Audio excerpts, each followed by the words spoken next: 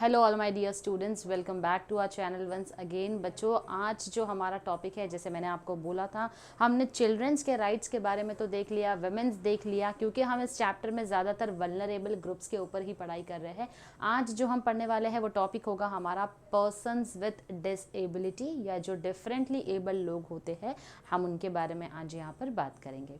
Now the persons with disabilities, जिसको हमने equal opportunity protection of rights and full participation act 1995 के तहत disable कौन होते हैं, कैसे हम उनको डिफाइन करते हैं। बेसिकली डिसेबिलिटी जो कि under section 2I as blindness या बिल्कुल जिन जो देख नहीं सकते हैं, लो विजन जिनको बहुत कम दिखाई देता है, दिख सकता है लेकिन compare to a normal person बहुत ही कम दिखाई देता है, लो विजन है, लेप्रेसी जैसी अगर बीमारी है, हियरिंग इम्पेयरमेंट है, नहीं सुनाई देता है, या तो पार्शियली सुनाई नहीं देता है या कंप्लीटली सुनाई नहीं देता है, लोकोमोटर डिसेबिलिटी है, locomotor disability for example polio की वजह से कोई डिसेबिलिटी आ गई है, या स्पाइन में इस तरीके की डिसेबिलिटी की पूरी ज़िंदगी अब उनको सिर्फ व्हील चेयर पर ही निकालना पड़ेगा, क्योंकि जो हमारा मूवमेंट है वो हो ही नहीं सकता है चलने फिरने का, तो वो लोकोमोटर डिसेबिलिटी होती है।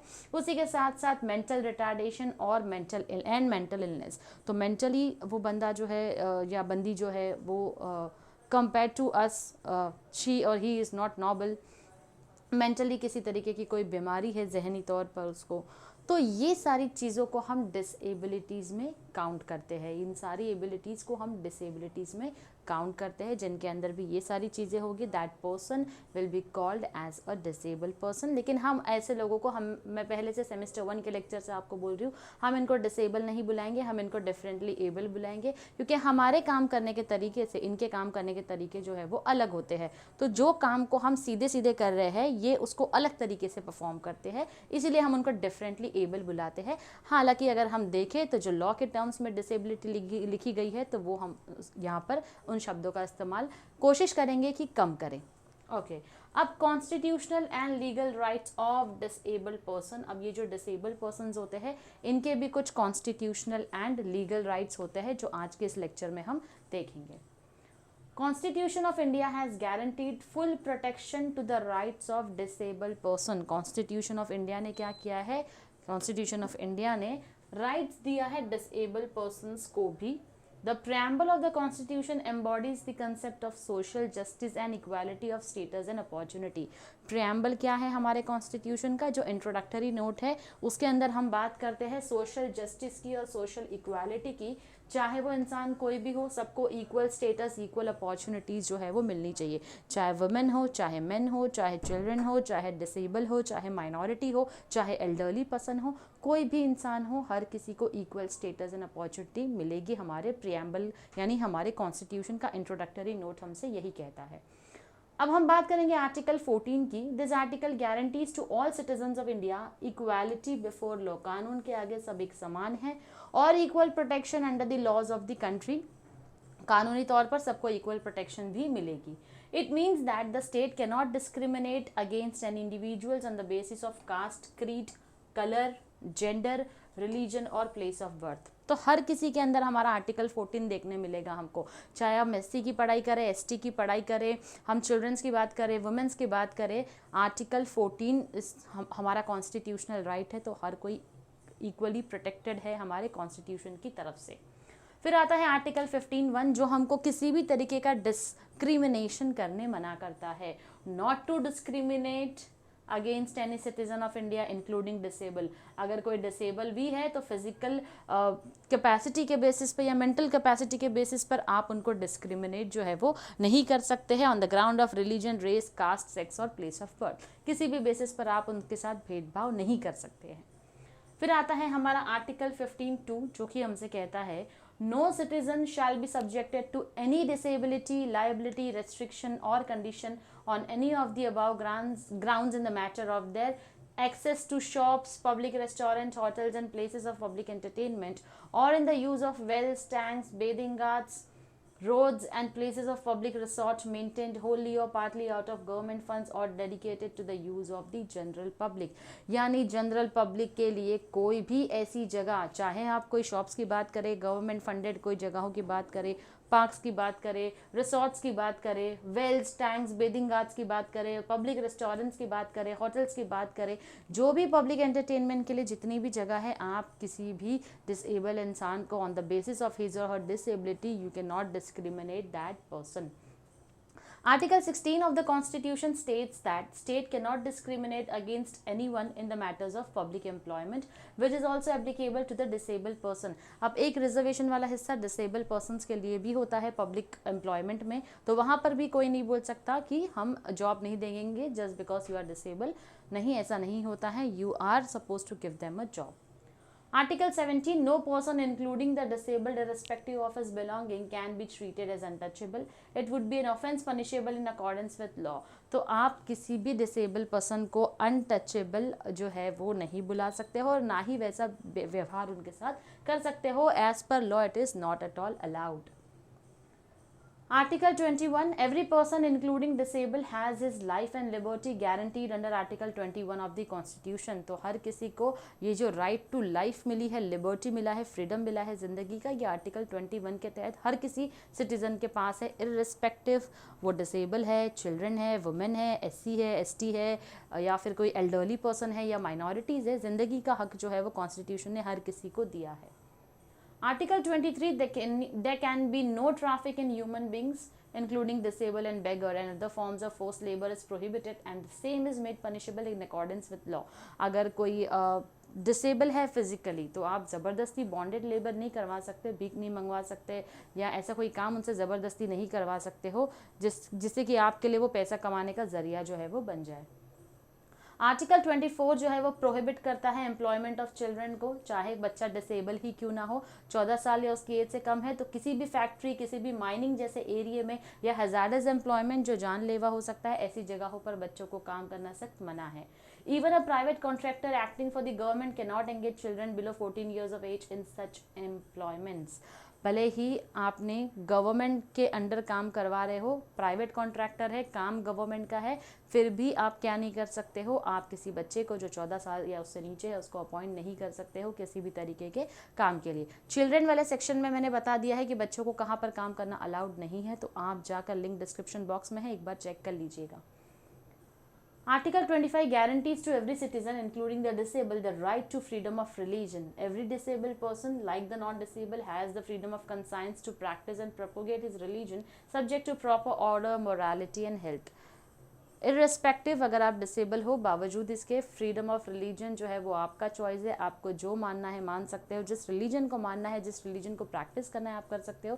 किसी भी तरीके से कोई फोर्स आपको नहीं कर सकता है कि आप जो है अपना बिलीफ किसी के कहने पर चेंज नहीं करेंगे. आर्टिकल 32 कहता है every disable person can move the supreme court of India to enforce his fundamental rights and the rights to move the supreme court. हर एक डिसेबल पर्सन को यह हक मिला है कि अगर किसी तरीके से कोई प्रॉब्लम है, फंडामेंटल राइट्स जो है अगर वो वायलेट हो रहे हैं तो वो सुप्रीम कोर्ट को अप्रोच कर सकते हैं. आर्टिकल 29(2) कहता है the right to education is available to all citizens including the disable.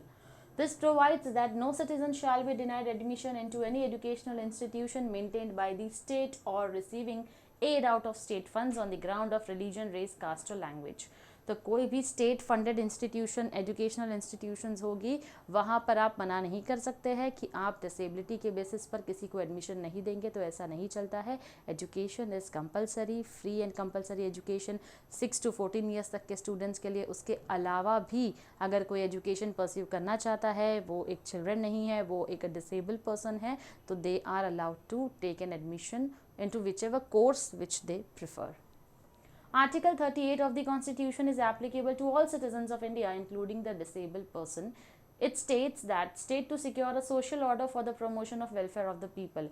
Now, in order to do something beneficial for the welfare of these people, इनकी बेहतरी के लिए, इनके अच्छे के लिए जो है वो आर्टिकल 38 जो है हमारे कॉन्स्टिट्यूशन का, वो सारे के सारे हर एक सिटीजन जो है उनके लिए एप्लीकेबल है, चाहे डिसेबल पर्सन ही क्यों ना हो. तो जो सोसाइटी के उद्धार की हम बात कर रहे हैं, तो उस उद्धार में, उस वेलफेयर में जो है हम बात करते हैं, यहाँ पर डिसेबल पर्सनस को भी इंक्लूड किया जाता है. Now it further states that the state shall strive to promote the welfare of the people by securing and protecting as effectively as it may a social order in which justice, social, economic and political shall inform all the institutions of the national life. तो चाहे आप जो इंसाफ की बात कर रहे हैं, चाहे वो सोशल हो, इकोनॉमिक हो, पॉलिटिकल हो, हर तरीके से हम इनके बेहतरी के लिए, इनके प्रोटेक्शन के लिए काम करेंगे. State shall in particular strive to minimize the inequalities in income and endeavor to eliminate inequalities in status, facilities and opportunities not only amongst individual but also among groups of people residing in different areas or engaged in different vocations. तो यहाँ पर हम बात कर रहे हैं equal status देने की, इक्वल अपॉर्चुनिटीज़ की, इक्वल फैसिलिटीज़ की, चाहे एक इंसान डिसेबल हो या एक इंसान एबल हो, बावजूद इसके आप सबको इक्वल स्टेटस एंड अपॉर्चुनिटीज़ जो है वो प्रोवाइड करेंगे. और आपका काम है कि आप ध्यान दें कि जो भी पॉलिसीज़ बनती है वो इम्प्लीमेंट भी हो रही है लोगों के लिए. Further, it talks about Article 41, which deals with right to work, education and to public assistance in certain cases. The state shall, within the limits of its economic capacity and development, make effective provision for securing the right to work, education, public assistance in cases of unemployment, old age, sickness, disablement and in other cases of undeserved want.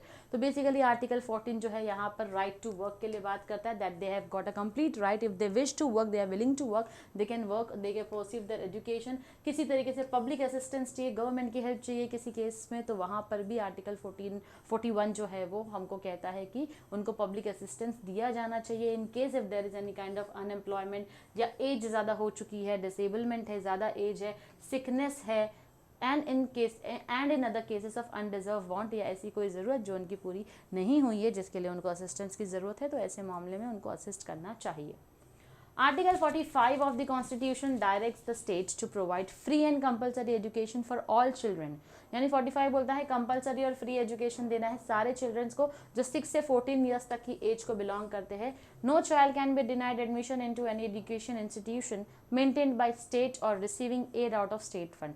यानी कि यहाँ पर education के लिए कोई भी institution जिसको state fund मिलता है या मदद मिलती है गवर्नमेंट की तरफ से, तो ऐसे एजुकेशनल इंस्टीट्यूशन बच्चों को डिसेबिलिटी के बेसिस पे डिस्क्रिमिनेट करके उनको एजुकेशन से बाहर नहीं निकाल सकती है. स्टेट फंडिंग कर रहा है ना, तो आपका काम है कि आपको एजुकेशन देना है उन बच्चों को. तो that is how these are some of the constitutional rights of the disabled person. Let us go through some of the legal rights. अब देखते हैं लीगली उनके हाथ में कानूनी तौर पर उनके क्या अधिकार है. The National Trust for Welfare of Persons with Autism, Cerebral Palsy, Mental Retardation and Multiple Disabilities Act 1999.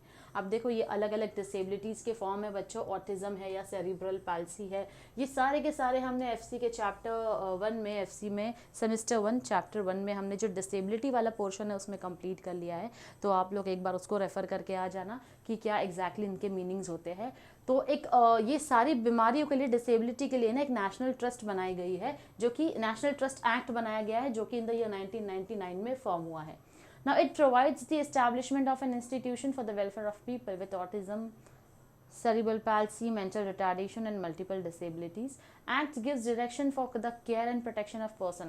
ये एक्ट बेसिकली फोकस किसके ऊपर करता है, केयर और प्रोटेक्शन चाहिए ऐसे लोगों को जो इन डिसेबिलिटीज से सफ़र कर रहे हैं. In the event of death of their parents, procedures of appointment of guardians and trustees for persons in need of such protection. तो बेसिकली अगर ऐसा कोई इंसान है जो इस डिसेबिलिटी से गुजर रहा है और उस डिसेबिलिटी में गुजरते टाइम उसके पेरेंट्स जो है वो नहीं रहे हैं, वो इकलौता है जो इस डिसेबिलिटी से सफ़र कर रहा है, तो ऐसे टाइम पे उसकी गार्डियनशिप किसी को देना, केयर एंड प्रोटेक्शन में उसको रखना, उसी के साथ साथ कोई ट्रस्टी को अपॉइंट करना जो कि इनके बुरे वक्त में जो है वो उसका साथ दे सके. तो ये जो काम है हमारे, ये national trust for welfare of persons with disabilities act 1999 के तहत बनाया गया है.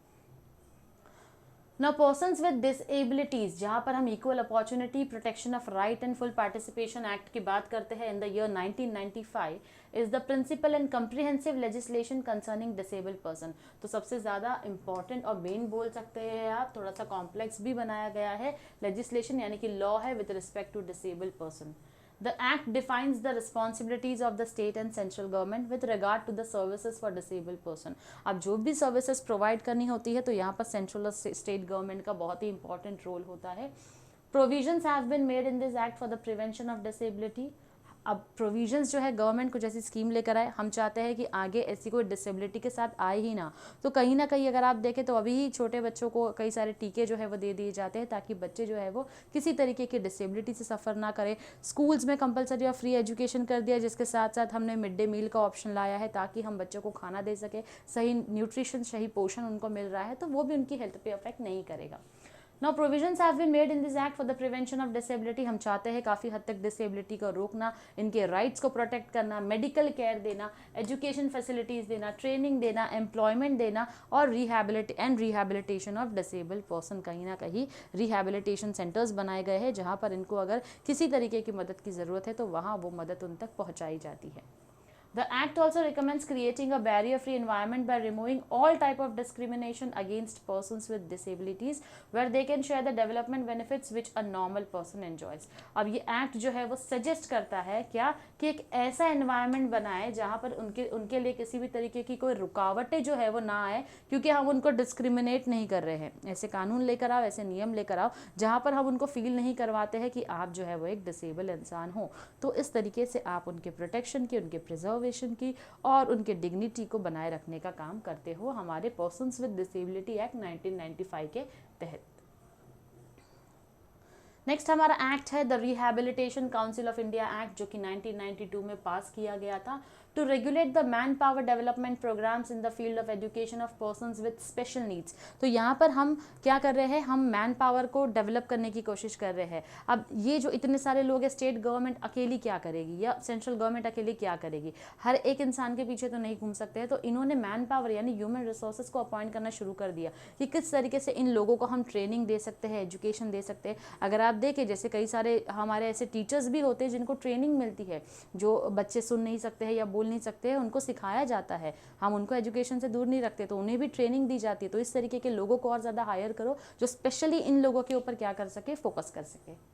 The main objectives are to regulate the training policies and programs in the field of rehabilitation of people with disabilities, to standardize training courses for rehabilitation professionals, recognize institutions, universities running degree, diploma, certificate courses in the field of rehabilitation of the disabled, and to recognize and equalize foreign degree, diploma, certificate courses। जैसे मैंने आपको कहा, teachers को higher करो क्योंकि इनको education देना है, तो उस तरीके के टीचर्स आपको लगेंगे। मैन पावर को आप हायर करो, उनको डेवलप करो, उनको ट्रेन करो। कई सारे एजुकेशनल इंस्टीट्यूशंस भी ओपन कर दो जिससे कि स्पेसिफिकली ऐसे डिसेबल के लिए एक अलग से अगर इंस्टीट्यूशन है तो उस तरीके से उनको पढ़ाया जा रहा है, लिखाया जा रहा है जो तरीका उनके लिए सही होना चाहिए, जिससे कि वो भली भांति अपनी एजुकेशन जो है वो सही तरीके से परस्यू कर पाए।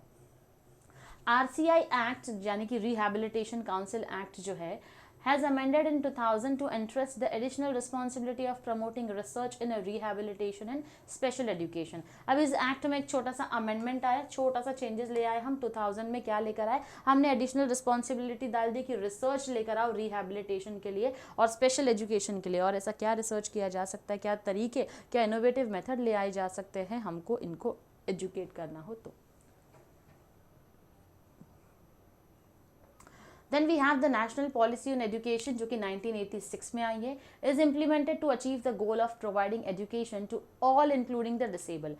1986 की एजुकेशन पॉलिसी हमको बोलती है कि हमको सबको इक्वली एजुकेशन जो है वो प्रोवाइड करना है। इसमें कोई एबल डिसेबल की बात नहीं आती है। डिसेबल्ड पर्सन है वो भी एजुकेशन परसीव करने का पूरा राइट रखता है। The objective of this policy is to integrate physically and mentally handicapped with the general community as equal partners, to prepare them for normal growth and to enable them to face life with courage and confidence। अब यहाँ पर जितने भी हम ऐसे लोग हैं जो डिसेबल है, हम चाहते हैं उनको नॉर्मल या जनरल पब्लिक के साथ में रख कर ही उनको एजुकेशन दिया जाए, क्यों, ताकि वो अपनी लाइफ में कॉन्फिडेंट फील करे, कभी अपने आप को दूसरों से अलग ना फील करे, डिस्करेज ना हो जाए अपनी ज़िंदगी में। इसीलिए हम चाहते हैं कि हम उनको जनरल पब्लिक के साथ में ही रखकर उनके एजुकेशन जो है वो उनसे करवाए। Then we have Workmen's Compensation Act 1923, Section 3 states that if personal injury is caused to a workman by accident arising out of or in the course of his employment, his employer shall be liable to pay compensation. Compensation depends upon the nature of disability, permanent disability or temporary disability।